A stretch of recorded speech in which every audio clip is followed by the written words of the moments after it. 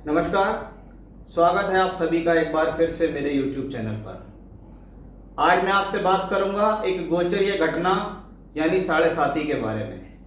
जब जब आपकी राशि यानी जहां पर कुंडली के अंदर चंद्रमा बैठा हुआ हो या आपका जो जन्म का नाम हो उसके हिसाब से जो राशि है, उस राशि से 12वें घर, पहले घर और दूसरे घर में जब जब शनि के ट्रांजिट होते हैं तो ये 3 समय यानी 2.5 साल के जो स्लॉट होते हैं वो साढ़े साती का रूप मानते हैं उन्हें। मकर राशि के बारे में आज हम वीडियो में बात करने वाले हैं कि मकर राशि को पिछले लगभग 5 वर्षों से साढ़े साती चल रही है। जब मकर राशि में शनि धनु राशि में थे तो साढ़े साती प्रारंभ हुई। 2.5 वर्ष इसके, 2.5 इसके और शनिदेव आ जाएंगे यहां पर, यानी 2 चरण इन्होंने साढ़े साती के निकाल दिए और तीसरा चरण साढ़े साती का इनको शुरू होने वाला है। जब जब साढ़े साती शुरू होती है और अपने 7.5 साल के भीतर शनि स्लो प्लेनेट हैं, धीरे धीरे चलने वाले ग्रह हैं, स्वभाव से मैलेफिक हैं, इसलिए शनि की साढ़े साती को अन्य ग्रह के मुकाबले ज्यादा मुख्य माना जाता है कि जब जब आपके चंद्रमा यानी आपकी मानसिकता, आपके मन के ऊपर अशुभ ग्रहों का प्रभाव होगा तब तब आपको समस्याएं आएंगी।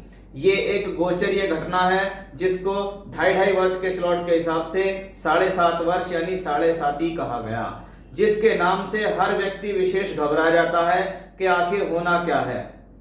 साढ़े साती को देखने के लिए अधिकतर हम ये देखते हैं कि कुंडली के अंदर शनि की पोजीशन यदि अच्छी है, शनि शुभ स्थानों में है और शनि जहां के मालिक है वो स्थान भी अच्छे हैं, तो समझ लीजिए आपकी साढ़े साती पर आप पर कोई प्रभाव नहीं होने वाला है।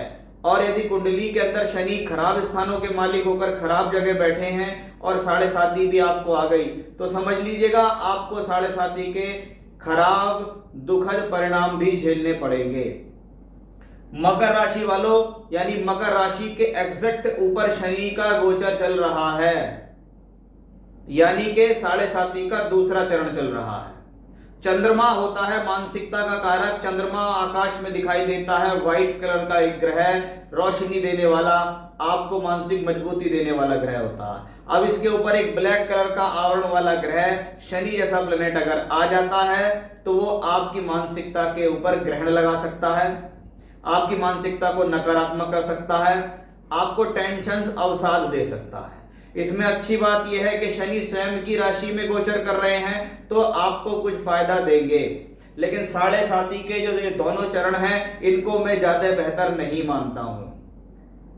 साढ़े साती का जो तीसरा चरण आपके लिए आने वाला है ये निश्चित आपको बेहतरी देगा, निश्चित आपको लाभ देगा। वो लाभ कैसे देगा, क्या होगा, उसके बारे में हम यहां विस्तृत रूप में चर्चा करने वाले हैं।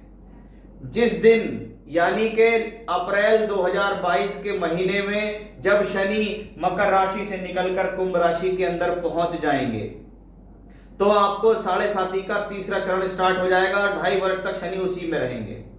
वहीं जुलाई में जाकर शनि वक्री भी हो जाएंगे, जुलाई 22 में, और जनवरी 23 तक वक्री ही रहेंगे। लेकिन उस समय में ये ग्रह कुंभ से निकलकर मकर की तरफ आएंगे, लेकिन ग्रह स्वराशि से स्वराशि की तरफ आएगा तो एक अच्छा ही है। लेकिन ओवरऑल 2.5 से 3.5 वर्ष का ये समय आपके लिए कैसा रहने वाला है और साढ़े साती का तीसरा चरण कैसा होगा उसके बारे में ही हम यहाँ विस्तृत रूप से चर्चा करने के लिए आए हैं। मैंने कुछ समय पहले एक वीडियो बनाया था, वो था मूर्ति निर्णय के ऊपर कि आप अपने चंद्रमा से ये ज्ञात कर सकते हैं कि आपकी जो साढ़े साती है वो स्वर्ण है, रजत है, लोह है या ताम्र है, उसको किस प्रकार के पद मिले हैं। तो उस वीडियो को आप देख सकते हैं मेरे चैनल पर जाकर। जब चंद्रमा से दूसरे घर में शनि का ट्रांजिट हो तो शास्त्र में इसको 2 तरीके के सिद्धांतों से कहा गया। पहला शास्त्रीय सिद्धांत, दूसरा व्यवहारिक ज्योतिष। शास्त्रीय सिद्धांत ये कहता है जब जब आपके चंद्रमा से दूसरे घर पर अशुभ ग्रहों का गोचर होता है उस दौरान आपको धन की कमी का सामना करना पड़ता है, साथ ही साथ कुटुंब में कलह हो सकता है, घर परिवार वालों से विवाद होगा, वाणी पर विशेष ध्यान रखना होगा क्योंकि आपकी खराब और गलत वाणी के कारण आप समाज में बदनाम होंगे।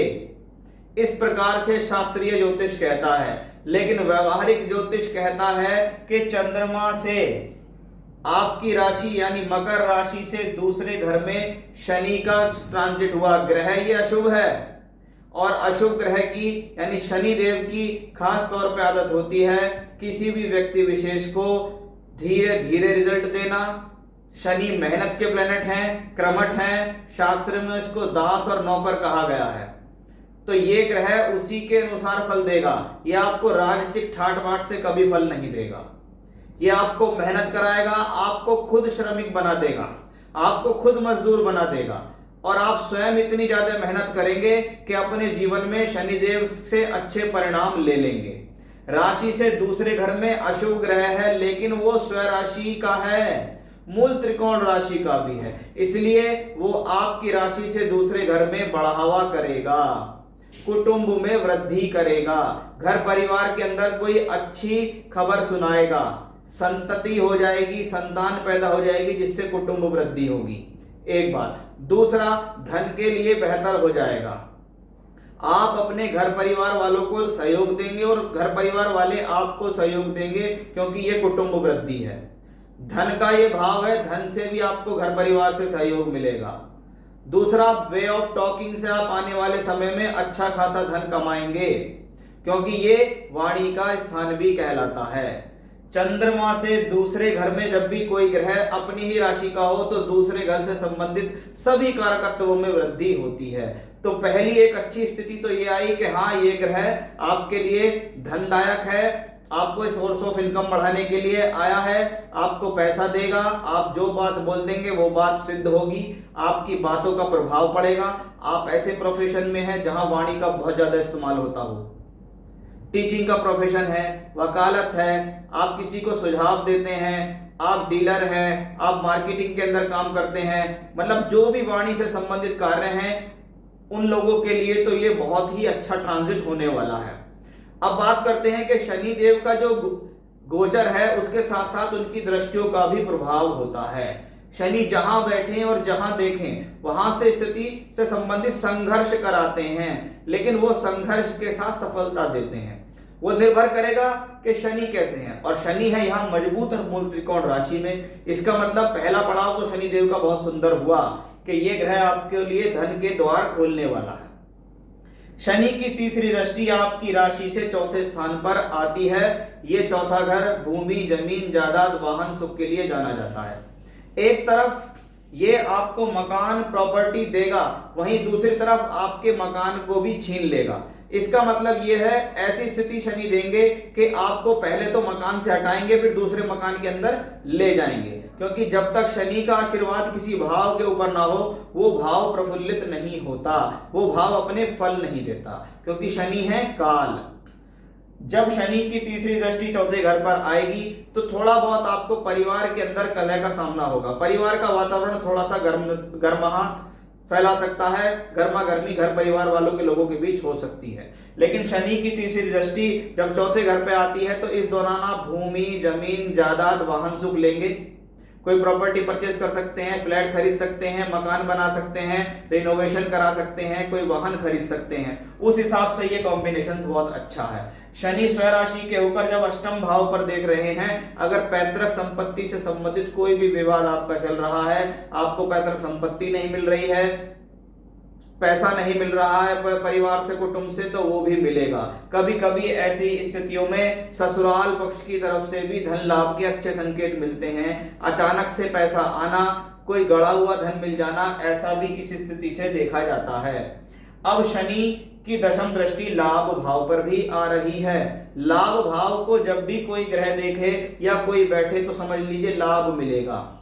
ये लाभ आपकी राशि से एकादश है, यानी आपके कर्म का धन है, और शनि जब उस पर दृष्टि दे रहे हैं तो कर्म भी हो रहा है, लाभ भी मिलेगा, धन भी बढ़ेगा, सोर्स ऑफ इनकम बढ़ेगी, क्योंकि धन से धन को देखा जा रहा है। एक तरफ तो धन में बैठा है, दूसरी तरफ धन को देख रहा है। तो उस लिहाज से ये कॉम्बिनेशंस बहुत अच्छा हो जाएगा। साथ ही साथ आप ये देखिएगा कि मकर राशि से पंचम के जो मालिक हैं वो शुक्र हैं, और भाग्य स्थान के जो मालिक हैं वो हैं बुध देव। यानी कि आप समझ लीजिएगा लगभग जून जुलाई अगस्त सितंबर का जो महीना है 2022 में, वो आपके लिए और ज्यादा बेहतर होगा, क्योंकि उस दौरान आपके पंचम और भाग्य स्थान के स्वामी भी बहुत अच्छी स्थितियों में चल रहे होंगे। अब जब चंद्रमा से दूसरे घर में शनि हो तो थोड़ा सा आपको अपनी वाणी पर सहजता भी रखनी होगी। ऐसा नहीं कि सामने वाले के ऊपर बहुत ज्यादा प्रभाव डालें, क्योंकि शनि बहुत अनुशासन प्रिय व्यक्ति हैं। ये जो बात मन में होती है उसको बोल देते हैं, और उस बात को कहने का जो तरीका होता है वो थोड़ा रूखा होता है, थोड़ा कड़वा होता है, थोड़ा ब्लंट होता है। उस पर आपको थोड़ा सा यहाँ ध्यान देना होगा। अन्यथा शनिदेव जितनी परेशानी आपने पिछले समय में झेली है, मकर राशि वाले जितने ज्यादा परेशान हुए हैं, वो सारी परेशानी आपकी शनिदेव निश्चित हल करेंगे। क्योंकि आप ये देखिएगा, आपकी राशि से अभी वर्तमान में बृहस्पति यहां है, लेकिन फिर बृहस्पति मीन राशि में आ जाएंगे तो आपके साहस में भी वृद्धि होगी। फिर यही बृहस्पति आ जाएंगे मेष राशि के अंदर, आपकी राशि से केंद्र में, यानी शनि भी सपोर्ट करेंगे, बृहस्पति भी सपोर्ट करेंगे। तो कुल मिलाकर ये जो कॉम्बिनेशंस बन रहा है आगे समय में, ये आपको बहुत अच्छी प्रगति दे सकता है, प्रमोशंस दिला सकता है, पैसे में वृद्धि कर देगा, मल्टीपल सोर्स ऑफ इनकम दे देगा। और अगर दशा भी अनुकूल चलती हुई तो इसमें कोई संदेह नहीं है, व्यक्ति 2.5-3 साल के पीरियड में भी लखपति करोड़पति बन जाता है। ऐसे मैंने बहुत लोग देखे हैं कि उनको इस तरीके के चांसेस मिल जाते हैं जीवन में, जहां से वो अच्छा खासा पैसा कमा लेते हैं, कोई बहुत मोटा काम मिल जाता है, कोई झटके का धन भी मिल जाता है। तो इस प्रकार के योग मकर राशि वालों को शनि की 7.5 के तीसरे चरण में मिलने वाले हैं।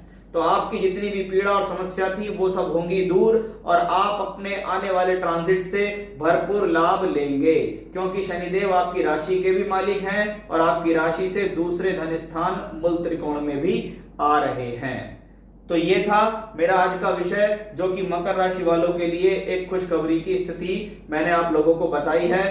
तो निश्चिंत हो जाइए, योजनाएं बनाइए, योजनाओं पर काम कीजिए, आने वाला गोचर आपके लिए बहुत ज्यादा फेवरेबल होने वाला है। तो ये था मेरा आज का विषय। फिर से नए विषय के साथ आपके सामने मैं हाजिर होऊंगा। तब तक के लिए बने रहिएगा मेरे साथ। नमस्कार।